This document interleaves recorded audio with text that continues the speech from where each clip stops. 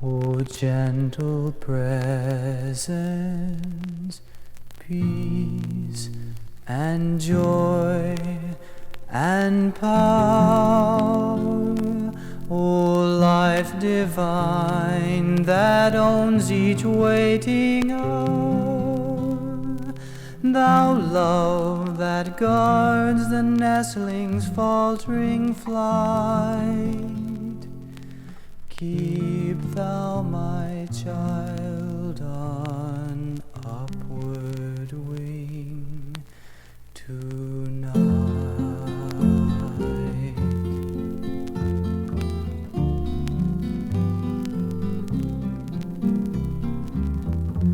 Love is our refuge, only with mine eye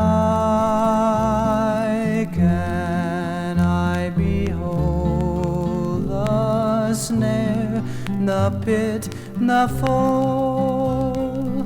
His habitation high is here and nigh.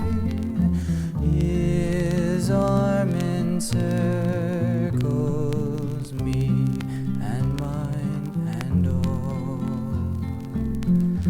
Oh, make me glad for every scalding tear, for hope deferred, ingratitude, disdain, wait and love more, for every hate and fear no ill, since God is good and loss is gain. Beneath the shadow of his mighty wing, in that sweet secret of the narrow way, seeking and finding, with the angels sing, lo, I am with you always. Watch and pray.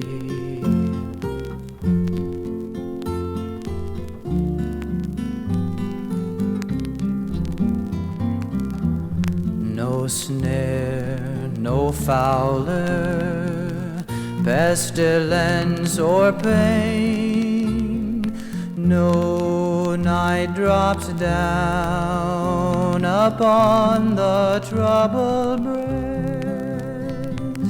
when heaven's after smile earth's teardrops gain, and mother finds her home and heavenly rest.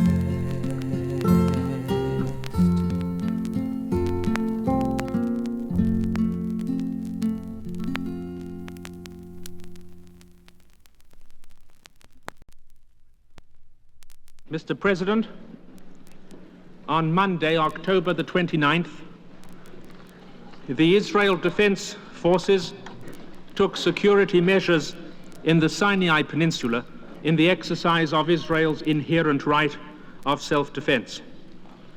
The object of these operations is to eliminate the bases from which armed Egyptian units under the special care and authority of Colonel Nasser invade Israel's territory for purposes of murder, sabotage, and the creation of permanent insecurity to peaceful life. These are the only military activities for which the government of Israel is responsible. Stretching back far behind the events of this week lies the unique and somber story of a small people subjected throughout all the years of its national existence to a furious, implacable, comprehensive campaign of hatred and siege for which there is no parallel or precedent in the modern history of nations. Not for one single moment throughout the entire period of its modern national existence has Israel enjoyed that minimal physical security which the United Nations Charter confers on all member states and which all other member states have been able to command. We meet here within the auspices of the United Nations, a family of sovereign states organized in a system of mutual rights and obligations. Its basic premise is the principle of sovereign equality of all its members.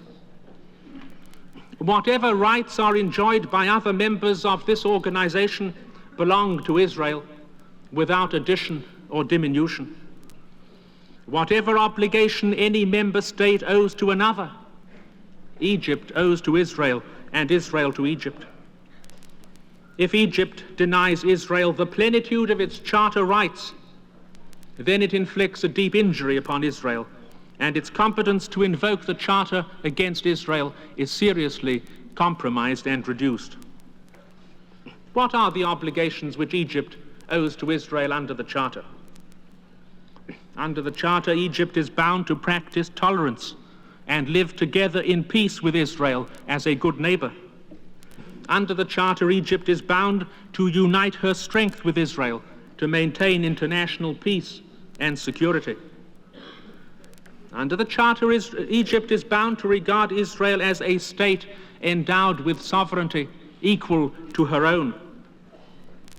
Under the charter, Egypt is bound to respect the territorial integrity and the political independence of the state of Israel, and especially to refrain from the threat or use of force against that integrity and that independence. Under the charter, Egypt is bound in advance to accept and carry out the decisions of the Security Council whenever such decisions are made in favor of Israel as of any other state. To these broad obligations derived from the charter, there must be added to Egypt's account other obligations of a more specific nature based on the Armistice Agreement of 1949. Under this agreement, Egypt is bound to respect the demarcation line between Israel and herself, to prevent any illegal crossings of that line, to abstain from the threat or use of force from its own side of the line against Israel's side, to regard the Armistice Agreement itself as a transitory measure leading to permanent peace, to respond at any time to Israel's request for a conference to develop the Armistice Agreement into a peace settlement or to amend and review its provisions, to abstain from any act of hostility or any act of blockade or belligerency. Is there any resemblance whatever between this list of obligations and of Egypt's actual conduct of her relations with Israel? Can anyone imagine that if Egypt had been willing to carry out this system of relations with Israel, we should have been assembled here on this tragic and solemn occasion? What we confront tonight is a point of explosion after 7 years of illicit belligerency. Belligerency is the key to the understanding of our problem tonight. Egypt has practiced belligerency against Israel by land. Egypt has practiced belligerence against Israel by sea. Egypt has established belligerency as the juridical basis of its relations with Israel. Egypt has held belligerency to be the spiritual and emotional mainspring of her conduct towards Israel. Out of this fourfold belligerency maintained by Egypt for 7 years, but with special vigor and intensity since the rise of the Nasser regime, is born the crisis which the Assembly of the United Nations confronts tonight. I would say a word to the General Assembly on each of these aspects of Egyptian belligerency. Belligerency by land took its origins in May 1948, on the very morrow of Israel's emergence to sovereignty. On that date, Egyptian forces, joined by the converging forces of other Arab armies, marched into the newly established independent sovereign state of Israel with the avowed aim of its destruction. alas, the processes which now move so swiftly in Egypt's protection were much slower at that time. And it took us 8 weeks to secure from the organs of the United Nations the establishment of an effective and stable ceasefire. During that period, every home in Israel stood under the direct shadow of death and extinction. Our men, women, and children fell by their thousands, while this wave of aggression threatened to convulse us. At the end of that year, negotiations were held under United Nations auspices, which led to the conclusion of the Rhodes Armistice Agreement. This agreement did not promise us an affirmative, trustful, and cooperative pattern of relationships. It did at least, however, promise us immunity from overtly hostile acts. Under the Armistice Agreement, every citizen of Israel is entitled to till every inch of Israel's soil and to navigate every inch of Israel's waters without let or hindrance by any violent encroachment from the Egyptian side. Yet throughout this period of the armistice, our territory has been subjected to constant encroachments. The frontier has not been for Israel a barrier against the sudden leaping forward of violence by day and by night. Our toll of over 400 dead or wounded through these incursions tells the story of an armistice frontier which has been violated with consistency and with special frequency and intensity during the past 2 years, during which the Nasser regime has held sway in Egypt. The toll of dead and wounded has been augmented and aggravated by countless pipelines blown up, by water supplies demolished, by trees pulled down, by an inferno of insecurity and danger which has raged along peaceful farms and homesteads in the frontier area. And last year, as I shall point out, to all of these torments was added perhaps the most penetrating and perilous of all through the organization and mobilization of the Fedain movement. It might be difficult for nations assembled here which enjoy a normal security position to understand what has been involved for Israel by this belligerency on land. While much has been said about Israel's responsibilities to the United Nations, it is a melancholy fact that since 1948, any Arab state which has ever tried to kill Israelis, to plunder Israel property, to blockade Israel's ports, to intercept Israel's navigation, has never regarded itself as operating under any effective international deterrent. Thus, the United Nations has not been able to offer Israel the minimal daily security enjoyed by all its other members in nearly every sector of their national lives. Surrounded by hostile armies on all its land frontiers, subjected by savage and relentless hostility, exposed to penetrations, raids, and assaults by day and by night, suffering constant toll of life amongst its citizenry, bombarded by threats of neighboring governments to accompany its extinction by armed force, overshadowed by a new menace of irresponsible rearmament, embattled, blockade, besieged, Israel alone amongst the nations faces the battle for its security anew with every rising dawn and with every approaching nightfall. In a country of small area and intricate configuration, the proximity of enemy guns is a constant and haunting theme. These are the fears and provocations which hover over us everywhere. But they fall upon us with special intensity in the frontier areas where development projects vital to the nation's destiny can be paralyzed or interrupted by our adversaries from a position of dominating geographical advantage. In short, it is a small country where every activity of farmers or citizens becomes a test of physical and moral courage. These are the unique circumstances in which Israel pursues its quest for security and peace. On innumerable occasions, the active defense of Israeli life and territory has been compromised in deference to international opinion. We know that Israel is most popular when it does not hit back, and world opinion is profoundly important to us. So on one occasion after another, we have buried our dead, tended our wounded, clenched our teeth in suppressed resentment, and hope that this very moderation will deter a repetition of the offense. But sometimes the right and duty of self-preservation, the need to avoid expanding encroachments, the sentiment that if the claim to peaceful existence is not defended, it will be forever lost, prevails in the final and reluctant decision. But this belligerency which assails us by land has its counterpart by sea.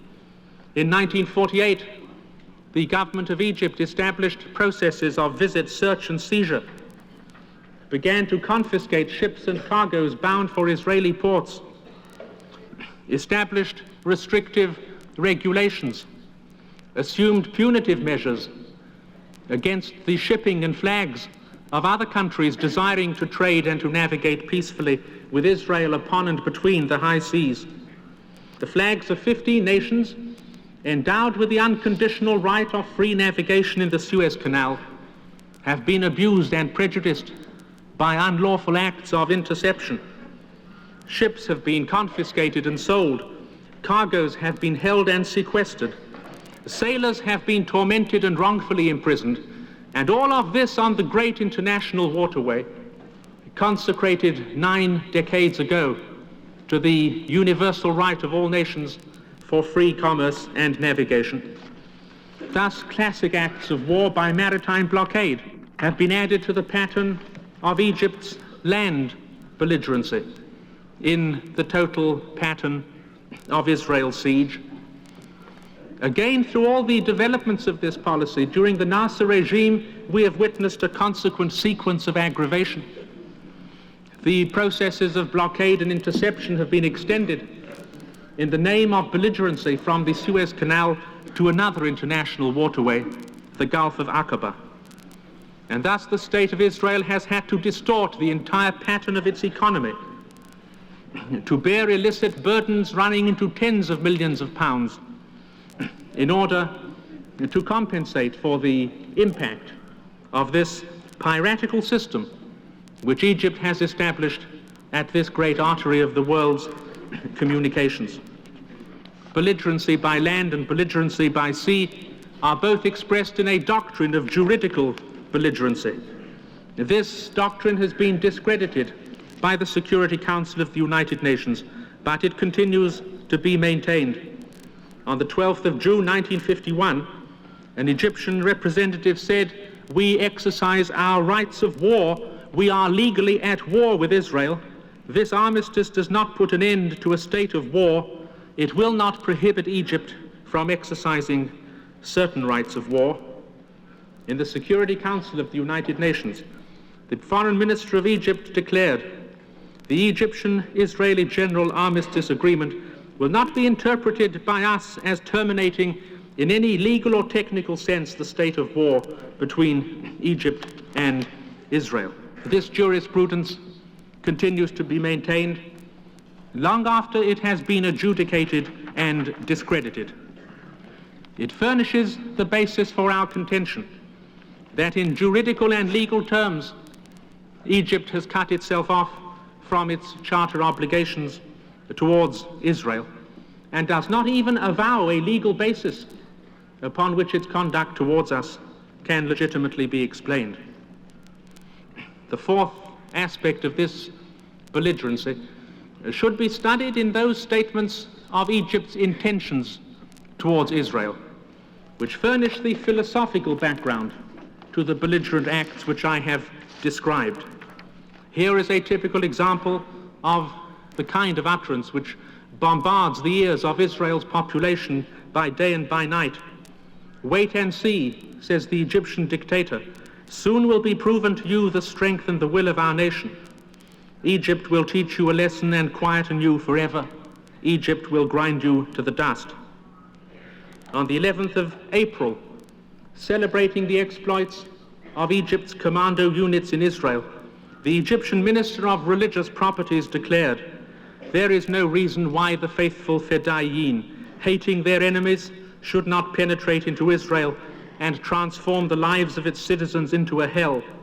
Yes, we will be victorious because our motives are holy and our aims are the highest.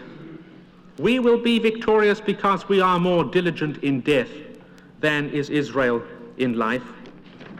On the 14th of October, the Egyptian dictator himself said, "I am not solely fighting against Israel. My task is to deliver the Arab world from destruction through Israel's intrigue, which has its roots abroad. Our hatred is very strong. There is no sense in talking about peace with Israel. There is not even the smallest place for negotiations." The press, all the agencies and media of information take up the chorus. A typical example is in the leading Egyptian newspaper, "Israel will not be saved from the Arabs. She will be destroyed under the feet of Arab fighters, and the flag of freedom will be unfurled over Palestine." There is a tendency in some quarters to underestimate the importance and the impact of these pronouncements. I can assure members of the General Assembly that it is a unique and disquieting experience to live in a country surrounded by neighbors which bombard you by day and by night with predictions and menaces for your physical destruction. There is no doubt whatever that these authoritative directives furnish the psychological and emotional background against which belligerency by land and by sea is organized with growing and increasingly explosive intensity. But all of these aspects of belligerency together would not of themselves automatically invite a drastic response in self-defense. And I wish to explain frankly and candidly to the Security Council the special background against which our action of last Monday took place. World opinion naturally asks itself, what are these Fedain units? What their activities imply for Israel's security? Whether their actions in the past and their plans for the future are really full of peril for our country? Whether the peril was really so acute that Israel might reasonably regard its elimination as a primary condition of its security and indeed of its very existence. The government of Israel represents a people endowed with a mature understanding of international facts. We are not unaware of the limits of our strength. We are perhaps amongst the half-dozen smallest members of this organization. We fully understand how certain measures might at first sight evoke a lack of comprehension, even in friendly minds. Being a democracy, we work under the natural restraints of a public opinion which compels us to weigh drastic choices with care and without undue precipitation. It is, in short, a government which determines its actions by its single exclusive aim of ensuring life and security for the people whom it represents, while safeguarding the honor and trust of millions linked to it by the strongest ties of fraternity. Now, in recent days, this government of Israel had to face a tormenting question. Do its obligations under the United Nations Charter require us to resign ourselves to the existence of uninterrupted activity to the south and north and east, of armed units practicing open warfare against us and working from their bases in the Sinai Peninsula and elsewhere for the maintenance of carefully regulated invasions of our homes, our lands, and our very lives? Or, on the other hand, are we acting legitimately within our inherent right of self-defense when, having found no other remedy for over 2 years, we cross the frontier against those who have no scruple in crossing the frontier against us? Members of the General Assembly may be in a better position to evaluate the choice and to identify themselves with this situation if they hear something of the background of this movement and its place in the total pattern of Egyptian intransigence and aggression. Let it be plain that the system of waging war against Israel by commando penetrations is the product of Colonel Nasser's mind. It is one of his contributions to the international life and morality of our times. After intensive preparation during the spring and the summer of 1955, this new weapon was launched in August of that year, breaking a period of relative tranquility on the Egyptian-Israeli frontier. Indeed, coming at a time when Egypt and Israel were engaged in hopeful negotiations with the United Nations Chief of Staff, looking towards the integral implementation of the 1949 Armistice Agreement. Between the 30th of August and the 2nd of September last year, the Egyptian government proclaimed its official responsibility for these invasions. On the 30th of August, it broadcast, Egyptian forces have penetrated into the territory of occupied Palestine and pursued the attackers. On the 31st of August 1955, an official communique informed the Egyptian people of this new military technique. Egypt has decided to dispatch her heroes, the disciples of Pharaoh and the sons of Islam, and they will cleanse the land of Palestine. Thus we have decided, and thus is our belief, there will be no peace on Israel's border, because we demand vengeance, and vengeance is Israel's death.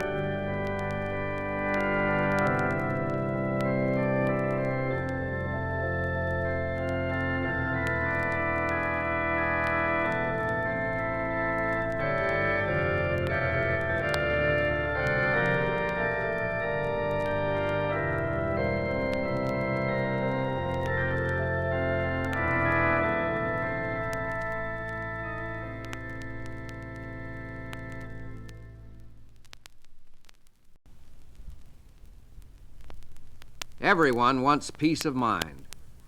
A primary method for filling your thoughts with peace is to practice emptying the mind of peace-disturbing factors. I should like to underscore the importance of a frequent mental catharsis. I recommend a mind emptying at least twice every day, more often if necessary. Definitely practice emptying your mind of fears, hates, insecurities, regrets, and guilt feelings. The mere fact that you consciously make this effort to empty your mind tends to give relief. I conducted a religious service on board the steamship Lurline on a recent voyage to Honolulu. In the course of my talk, I suggested that people who were carrying worries in their minds might go to the stern of the vessel and, in imagination, take each anxious thought out of the mind, drop it overboard, and watch it disappear in the wake of the ship.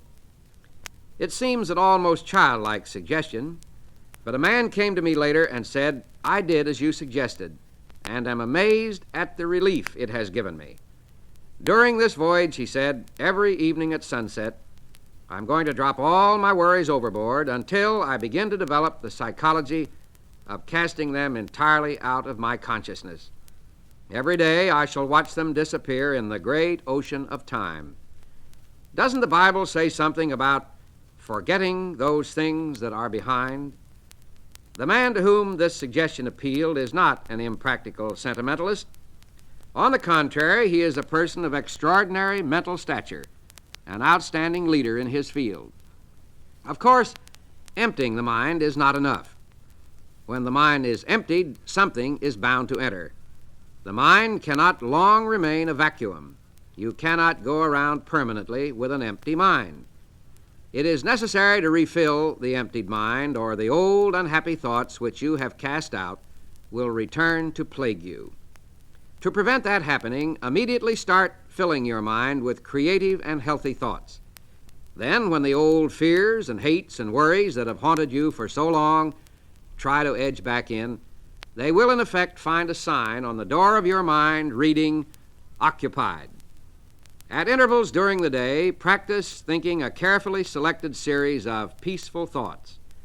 Let mental pictures of the most peaceful scenes you have ever witnessed pass across your mind, as, for example, some beautiful valley filled with the hush of evening time.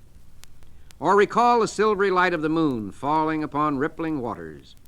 Or remember the sea washing gently upon soft shores of sand. Such peaceful thought images will work upon your mind as a healing medicine.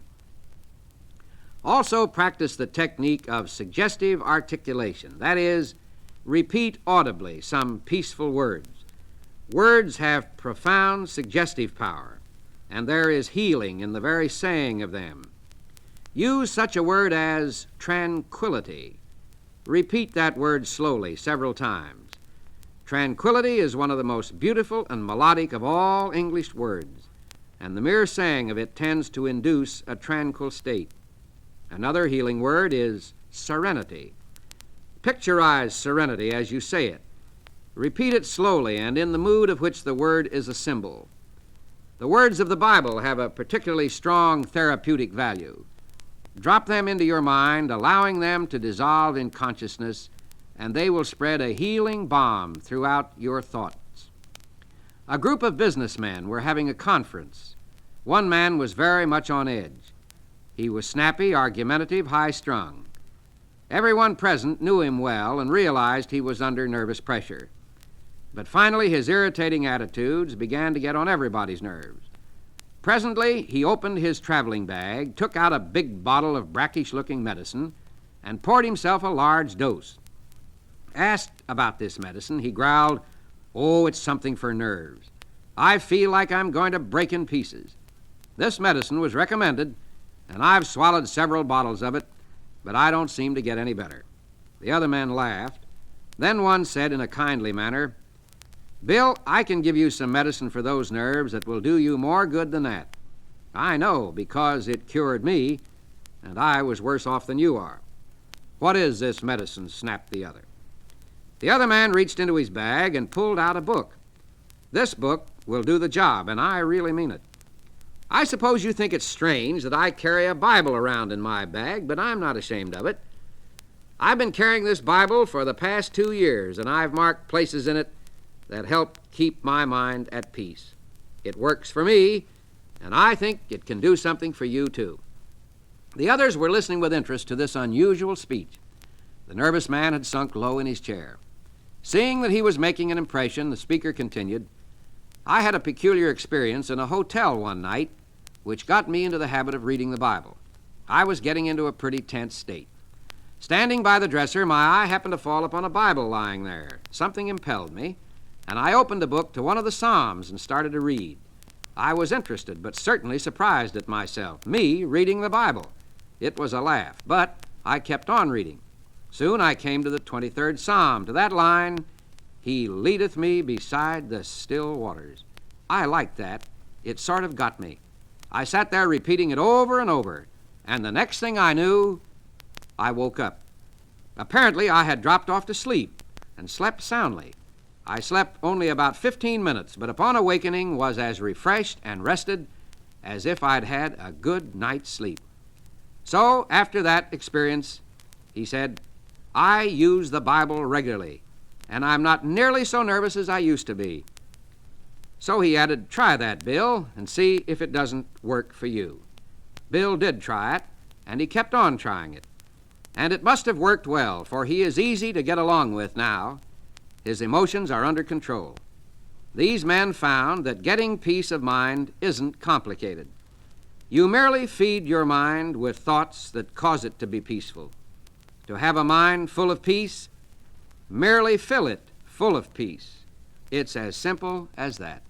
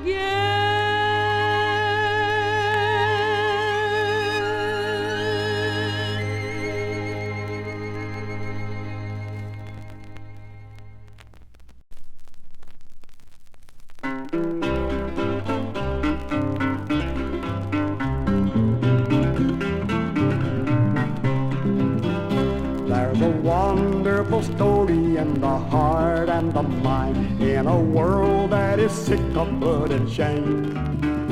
Of the battle for glory and the peace we shall find when we lay down the sword and the flame. There'll be shouting and singing, there'll be joy in the air, there'll be banners from every land unfurled. There'll be jubilant ringing of the bells everywhere when there's peace, precious peace in this world. When there's peace, precious peace in this world. When there's peace, precious peace in this world. There'll be shouting and singing, there'll be joy in the air when there's peace, precious peace in this world.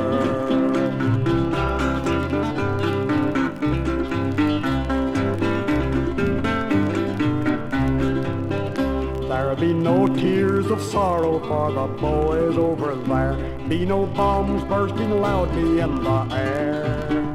In the land of tomorrow when the nations declare no more war in this world anymore. There'll be shouting and singing, there'll be joy in the air, there'll be banners from every land unfurled. There'll be jubilant ringing of the bells everywhere when there's peace, precious peace in this world.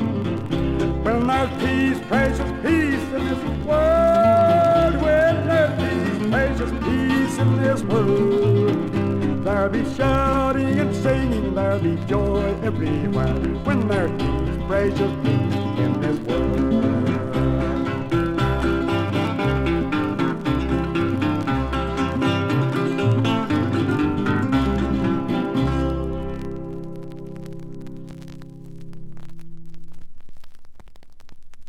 Healing physician, put a stop to all your war, hate and greed.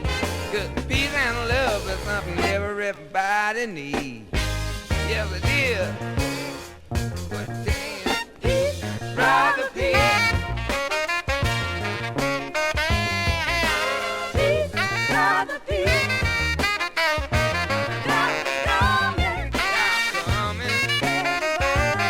Healing physician, put a stop to all your war, hate and greed.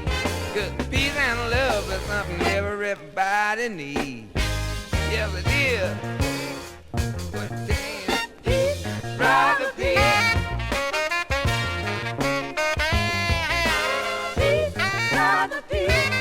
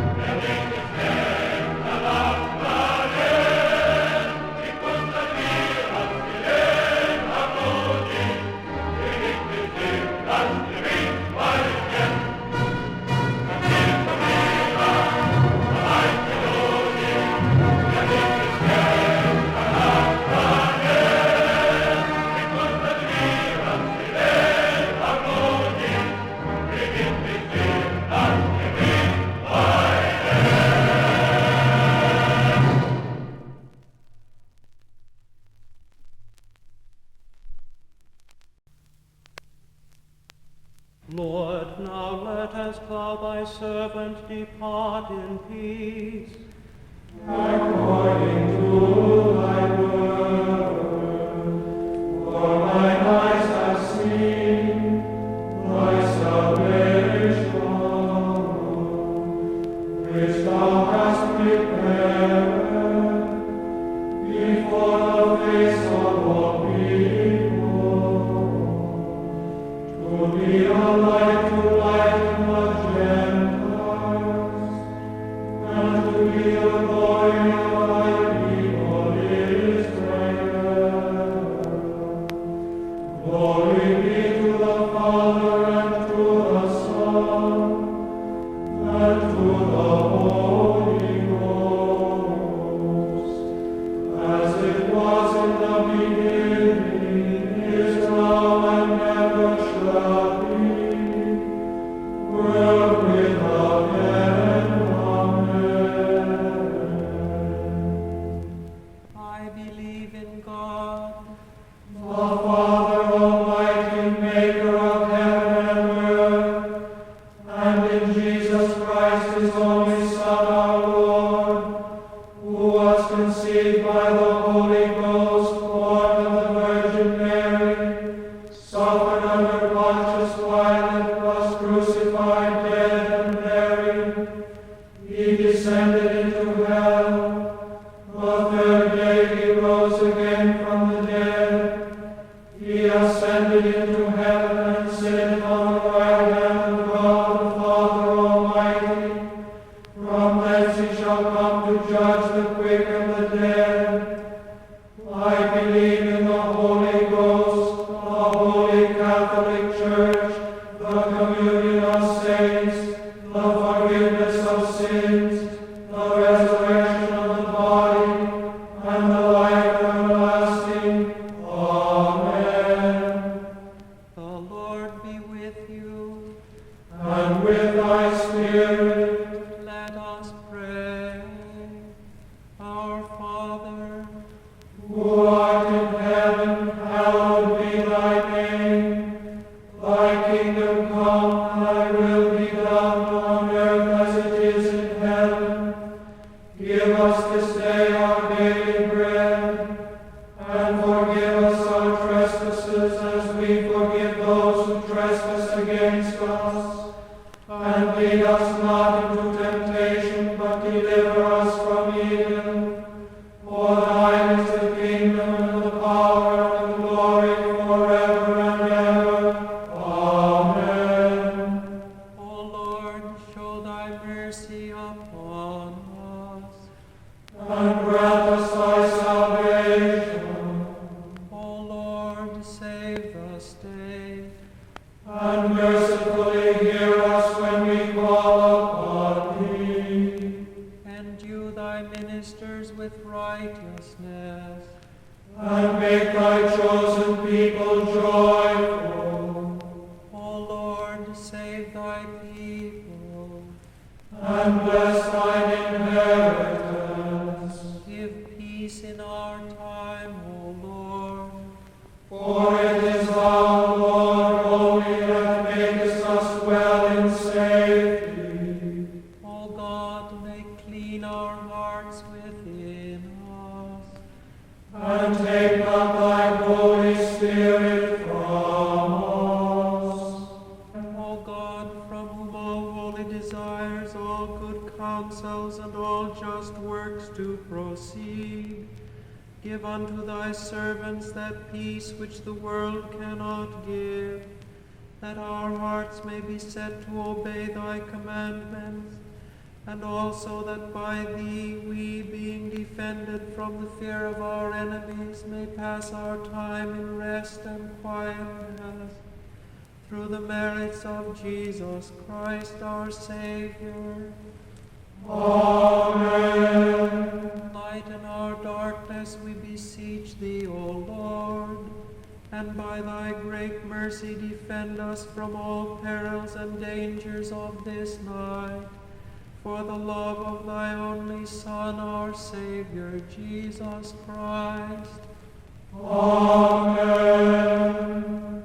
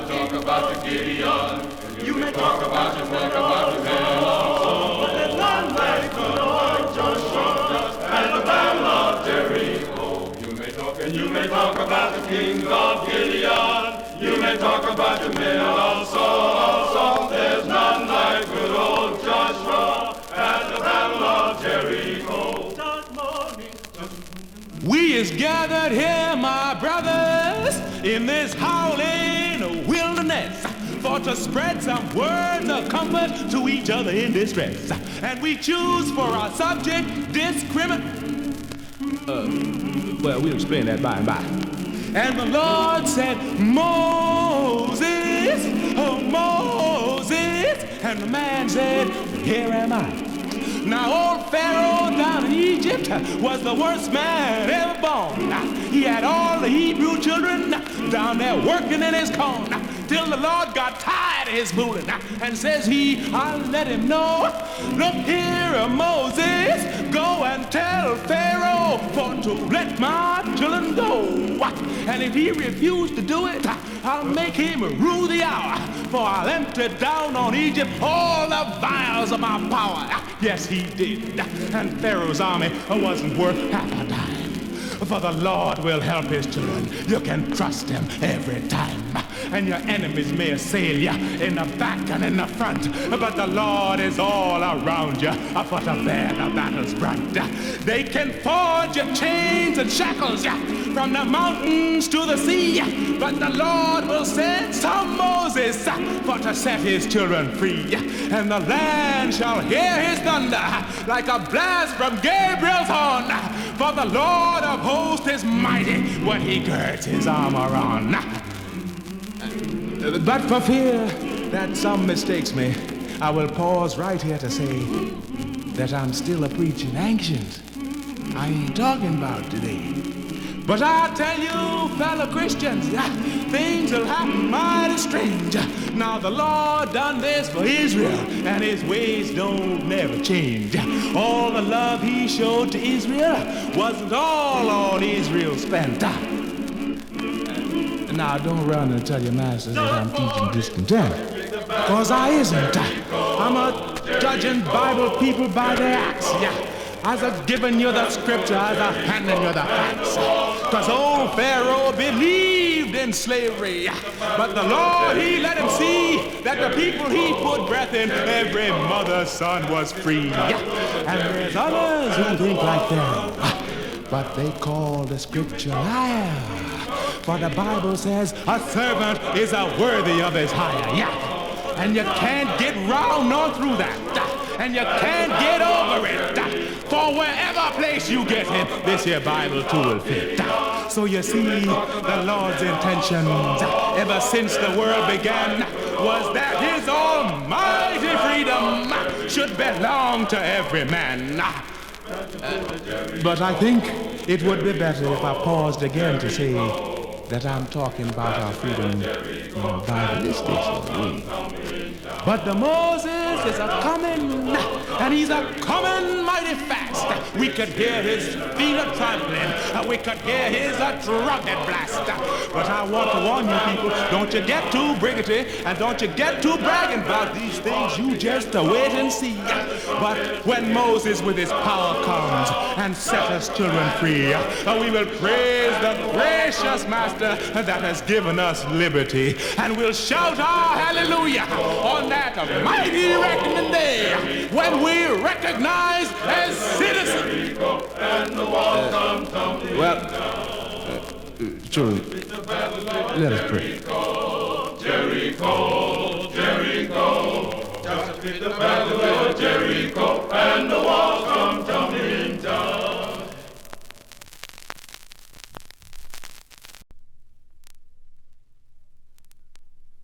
On the 31st of August, another official communique stated, the Egyptian Fedain have begun their activities inside the territory of Israel after repeated clashes on the border during the past week.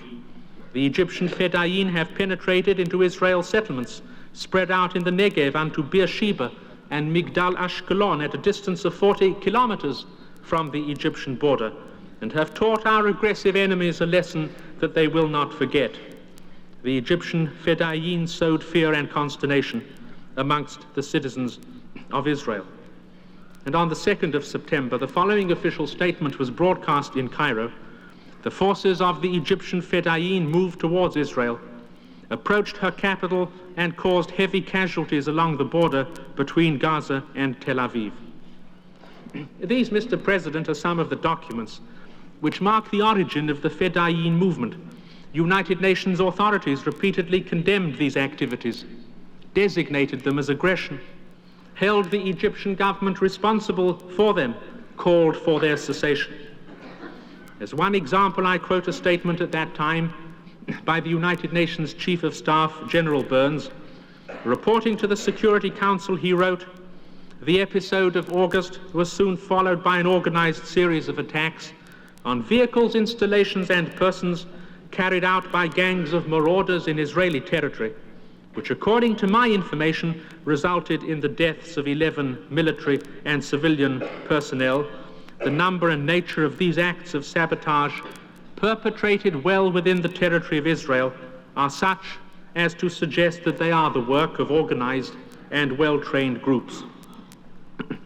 That was the opening shot in the Fedain offensive in the summer of 1955. In the spring of this year, the activity of these groups took on a new scope and intensity. This was the period during which the arms race, initiated by Colonel Nasser with external help, was running most drastically to Israel's disadvantage. Members of the General Assembly will recall how close we were then to the threshold of general war, while these units came in and out of Israel every day on their missions of murder and plunder, accompanied by the official exhortations of Colonel Nasser and his officials, and by exuberant shouts of triumph in all the media of Arab information.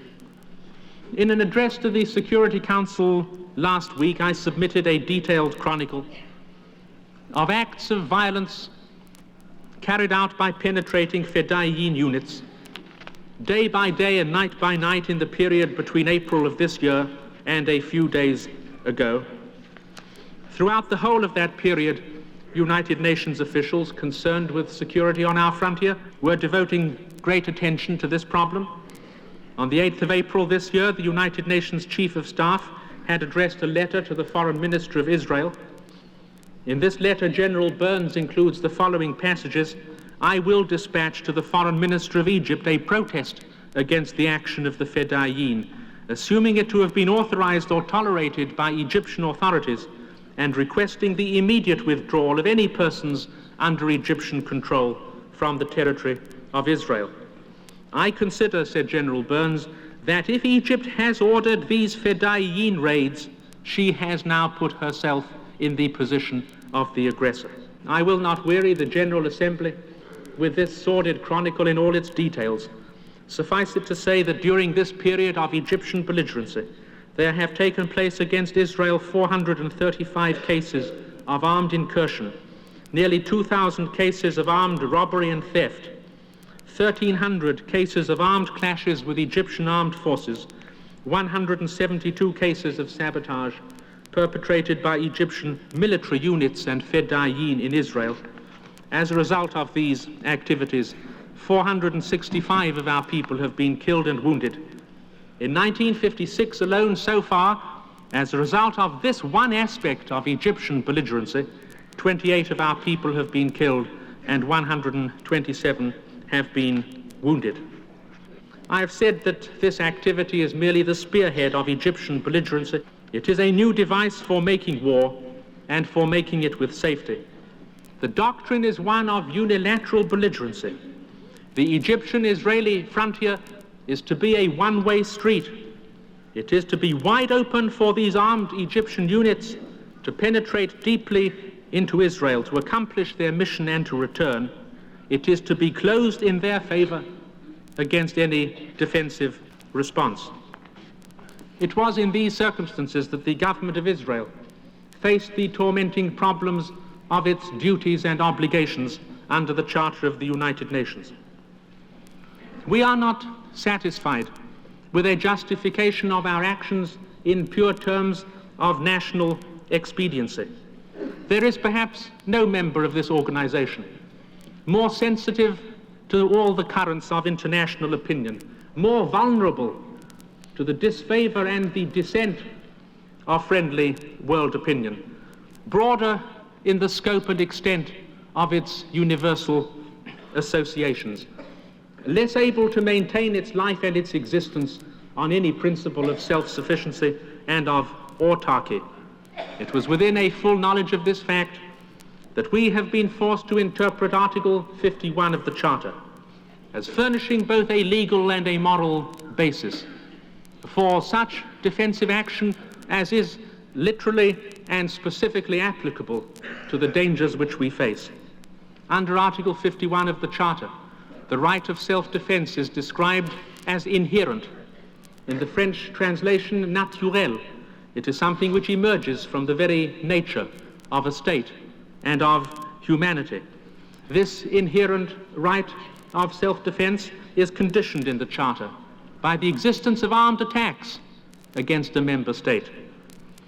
Can anyone say that this long and uninterrupted series of encroachments did not constitute in its totality the essence and the reality of an armed attack? Can it seriously be suggested that we made no attempt to exhaust peaceful remedy?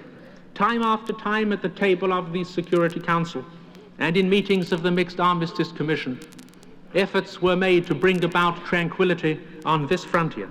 And yet all of this well-intentioned, enlightened, and at certain times hopeful effort ended without making the life or the security of a single citizen of Israel greater than it was before. I've mentioned the problem of opinion. It is perhaps natural that a country should interpret its own obligations for the preservation of security more stringently than those who enjoy greater security far away. If we have sometimes found it difficult to persuade even our friends in the international community to understand the motives for our action, this is because nobody in the world community is in Israel's position. How many other nations have had hundreds of their citizens killed over these years by the armed action of armies across the frontier? How many nations have had their ships seized and their cargoes confiscated in international waterways? How many nations find the pursuit of their daily tasks to be a matter of daily and perpetual hazard? In how many countries does every single citizen going about his duties feel the icy wind of his own vulnerability? It might perhaps require an unusual measure of humility and imagination for others to answer the question how they would have acted in our place. Nobody else is in our place and is therefore fully competent to equate the advantage and the disadvantage of our choice. The government of Israel is firmly convinced that we have done what any other nation would have done in our place, with the reservation that many would have done it earlier and perhaps with greater impact of resistance. It is especially moving to us to find that despite the uniqueness and eccentricity of our position, something of it is making its way into the generous consciousness of mankind. Since this discussion proceeds not merely from the rostrum of the General Assembly, but also against the bar of world opinion, it is, I think, legitimate to quote an eloquent and a cogent passage from one of the great organs of opinion published in this, the host city of our organization. In yesterday's edition of the New York Times, "It would be ridiculous," it wrote, "to permit Colonel Nasser to pose before the United Nations or the world as the innocent victim of aggression, or to hold a protecting hand over him. On the contrary, insofar as there is any one man guilty of aggression, it is the Egyptian president.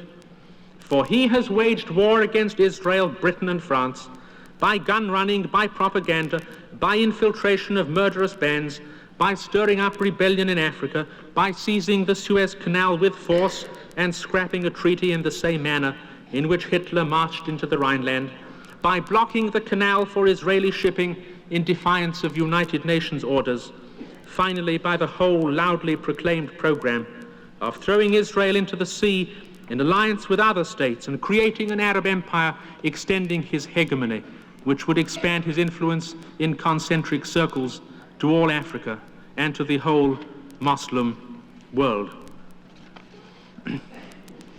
In these circumstances, Mr. President, both the position and the attitude of the Israel government are clear.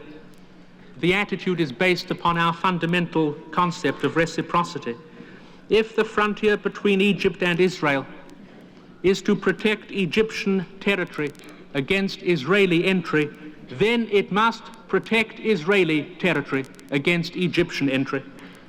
We hold it as a self-evident truth that the lives of Israeli men, women and children are not less sacrosanct or less worthy of international protection than are the lives of the hired Fedain groups, which are the main instruments of Nasserism in its assault upon the peace and the decencies of Middle Eastern life. Beyond these incidents, grave as they are, we discern issues of even greater moment. World opinion must surely choose between the two candidates for its confidence. On the one hand, the farmers and workers, the men, women and children of Israel. On the other hand, the fanatic warriors of the Fedain groups. Behind that confrontation, there stands the much broader and more significant alignment between Israel and Nasser. A small people builds its society and culture in its renascent homeland. In the early days of its independence, it is set upon by the armed might of all its neighbors who attempt to wipe it off the face of the earth. In the following years, its neighbors continue their assault with warlike acts of their own choice. They attempt her destruction by armed intervention.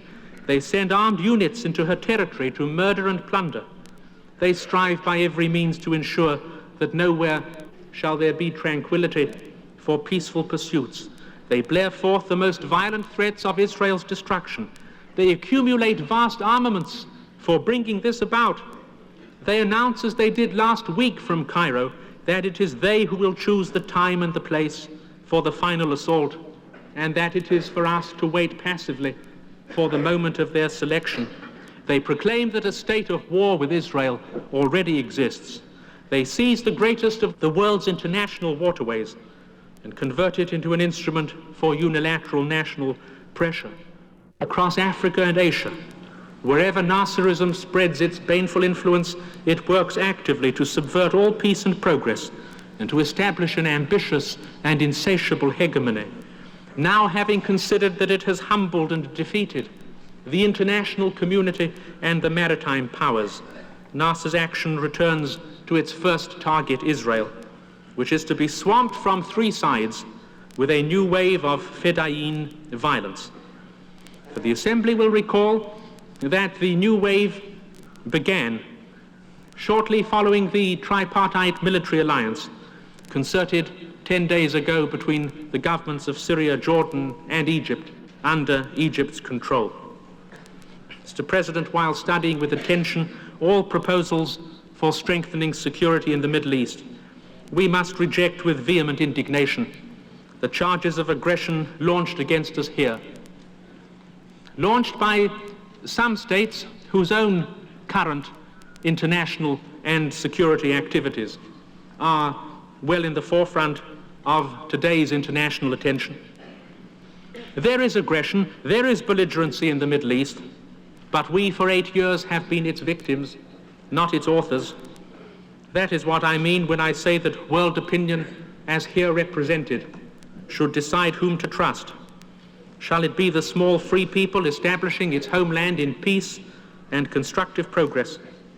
Or shall it be the dictatorship which has bullied and blustered and blackmailed its way across the international life of our times, threatening peace in many continents, openly avowing belligerency, placing its fist on the jugular vein of the world's communications, bringing the Middle East and the world ever nearer to the threshold of conflict, intimidating all those who stand in its path, all except one people at least which will not be intimidated, one people whom no dictator has ever intimidated, the people which has risen up against all the tyrants of history, the people which knows that the appeasement of despots yields nothing but an uneasy respite, and that a government which allowed its own citizens to be murdered daily in their homes would lose the dignity and the justification for which governments are instituted amongst men. In conclusion, Mr. President, I would ask the General Assembly to believe that Israel, the Arab states, the region in which they and we must forever live, now stand at the crossroads of their history. An aggressive dictatorship has, for the first time, encountered successful and glorious resistance. Some elements of its pride have been broken. Those whom he has outraged with impunity have stood up and asserted their rights, and the hope of freedom burns brighter in the Middle East today, not only for Israel but for many others in our region who have found ways of communicating to us their own deep apprehensions of what Nasser's encroachment means for their own cherished sovereignty. If the power of this tyranny is not artificially revived, our region will again become a place where men of all nations, including Israel, can live and work in peace, where legitimate universal interests will be respected under the sanction of law, where contracts with other lands will be held in respect, where all those in Asia and Europe whose fortune is linked by history and geography with the Middle East will receive justice and respect for their legitimate interests. It will be a region where the great maritime nations will not have to suffer the indignities which they underwent in this building last month, when they had to hang with exaggerated deference on every wave of the hand, on every nod of condescension from the representative of the territorial power, which had converted the unconditional right of navigation into an act of grace or privilege to be conferred or withheld at will. Such a Middle East, free from domination and totalitarian influence, will enter perhaps soon upon its new birth of freedom. This is the crossroad at which we might soon stand. We could have wished that we had reached it less drastically, with smaller peril and sacrifice. But having reached it, surely we must go forward and not back. This momentous discussion today has made it plain that one thing will not do. It will not do to go back to an outdated and crumbling armistice regime, designed by its authors to last for a few months, and now lingering for 8 years in growing paralysis of function. Least of all can we be satisfied to return to an imperfect armistice, distorted by unilateral belligerency, to a system designed 7 years ago as a transition to peace and interpreted for 7 years by one of the parties as a continuing state of war. Israel has no desire or intention to wield arms beyond the limits of her legitimate defensive mission.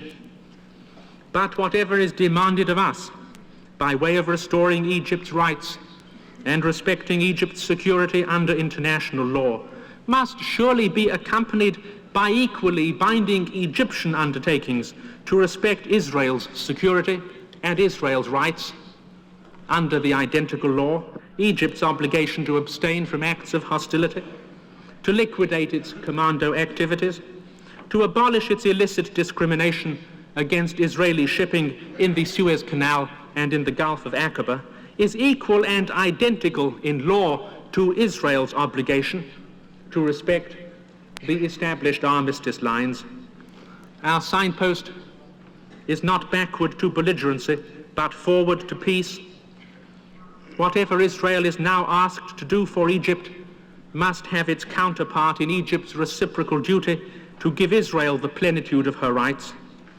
Beyond the moment when fire will cease, the prospect must be not one of unilateral claims by one party against the other. The horizon must be of peace by agreement, peace without maritime blockades in the Gulf or in the Canal, peace without frontier raids or commando incursions, peace without constant threats to the integrity or independence of any state, peace without military alliances directed against Israel's independence.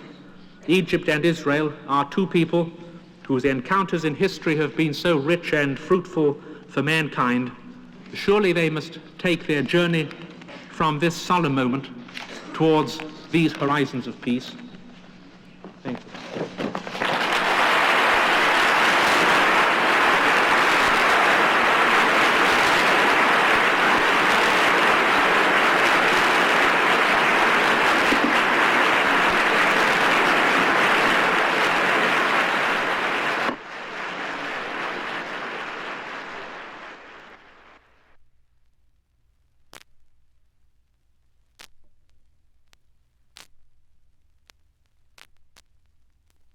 Peace in the valley.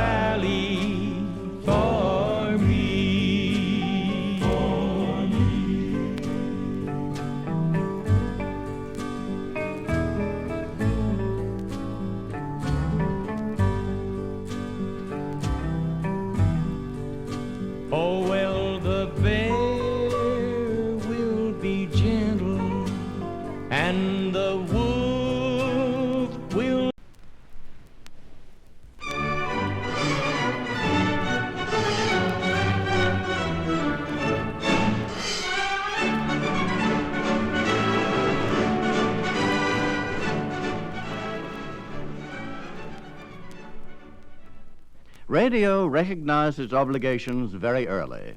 In 1920, station KDKA, Pittsburgh, Pennsylvania, broadcast presidential election returns for the very first time in history. It is now apparent that the Republican ticket of Harding and Coolidge is running well ahead of Cox and Roosevelt.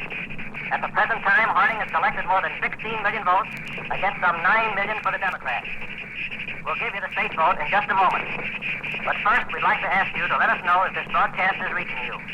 Please drop us a card, address station KDKA, Westinghouse, East Pittsburgh, Pennsylvania. The first transcontinental radio network broadcast was of a Rose Bowl game in January of 1927. In the same year, Lindbergh's triumphant return from France was broadcast coast to coast from Washington, D.C. The President of the United States, Calvin Coolidge, introduced Lindy to Congress. As President of the United States, I bestow the Distinguished Flying Cross upon Colonel Charles A. Lindbergh.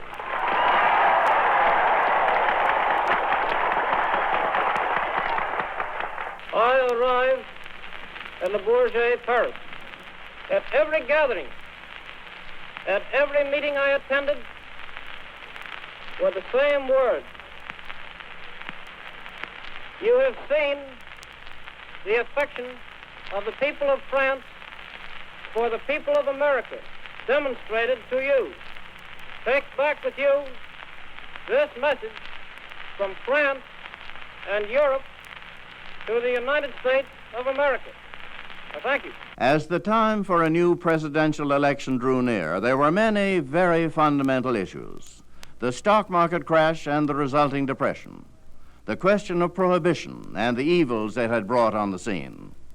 One of the greatest orators of his time, legendary in his pursuit of sin, fanatic in his determination that prohibition should remain the law of the land, was ex-baseball player Billy Sunday. The return to the saloon would mean the overthrow of civilization in our land. It was because I didn't want our boys to die drunkards that I fought and fight. I'm going to live long enough to see America so dry you'd have to prime a man before he can spit. And I'll fight the saloon from Hawaii to Hoboken. And I'll kick it as long as I've got a foot. And I'll fight it, punch it as long as I have a fist. I'll butt it as long as I have a head. I'll bite it as long as I have a tooth. And when I'm old and fistless and footless and toothless, I'll gum it till I go home to glory and it goes home to perdition.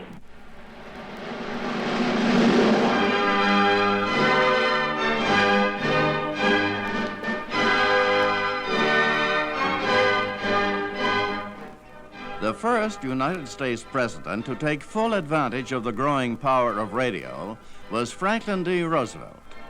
Starting with his own first inaugural address, FDR took to radio no less than 20 times in the first 9 months of office. I, Franklin Delano Roosevelt, do solemnly swear that I will faithfully execute the office of President of the United States and will, to the best of my ability, preserve, protect, and defend the Constitution of the United States. So help me God. This is a day of national consecration, and I am certain that on this day my fellow Americans expect that on my induction into the presidency, I will address them with a candor and a decision which the present situation of our people impels. Only a foolish optimist can deny the dark realities of the moment. So first of all, let me assert my firm belief that the only thing we have to fear is fear itself.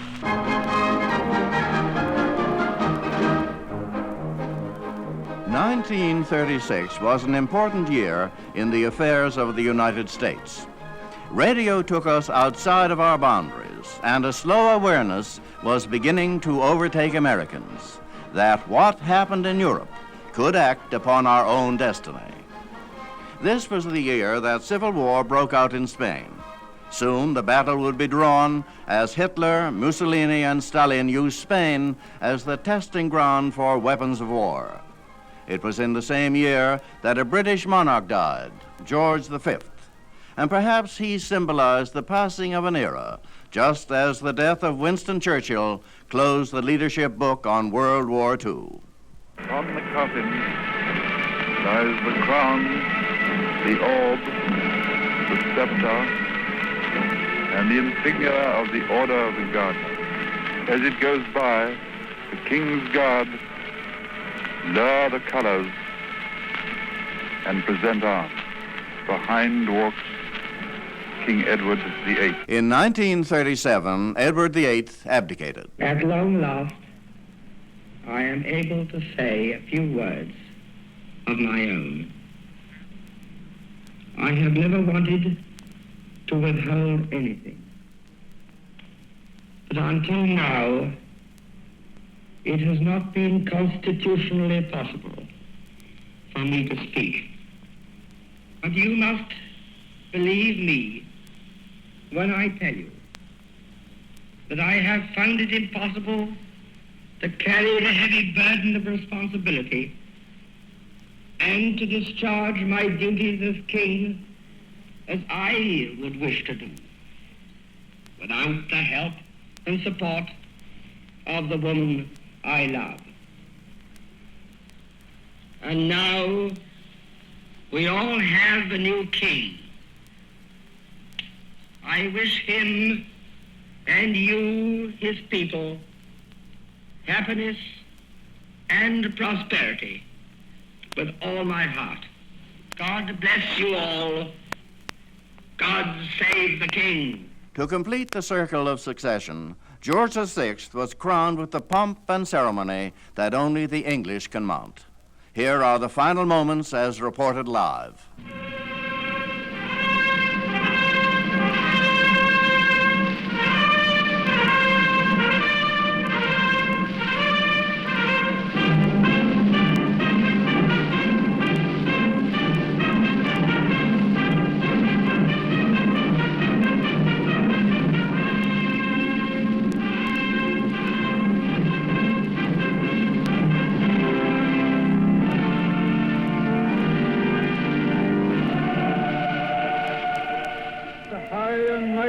Prince Albert Frederick Arthur George is now become our only lawful and rightful liege lord, George VI, by the grace of God, of Great Britain, Ireland, and the British dominions beyond the seas, King.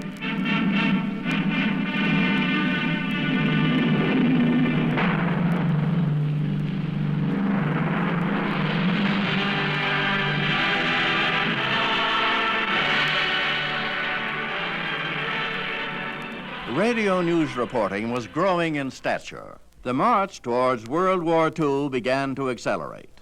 By 1937, the cauldron was simmering as England's Prime Minister Neville Chamberlain went to Munich. This is Max Gordon calling from Munich, Germany.